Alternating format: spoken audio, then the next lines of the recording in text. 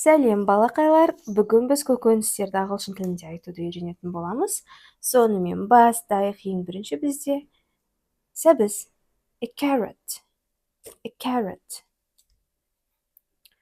A broccoli. Broccoli. A broccoli. A tomato. Қызанақ. A tomato. A pumpkin. Асқабақ. A pumpkin. A pumpkin. An eggplant. An eggplant. Баклажан. A cucumber. A cucumber. Қияр. A potato. A potato. Картоп. Сонымен қайталаймыз. Асқабақ қалай болады? A pumpkin. A pumpkin. Сәбіз. A carrot. A carrot. Баклажан. An eggplant.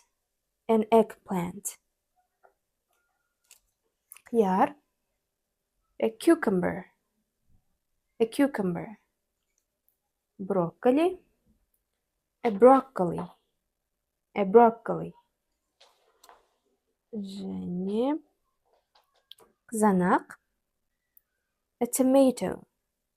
A tomato. Бұл сөздерді тезірек жаттап алу үшін видеоны күніне бірнеше реттен қайталап қарап тұру керек. Сол кезде міндетті түрде есіңізде қалатын болады. Келесіде кездескенше сау бол.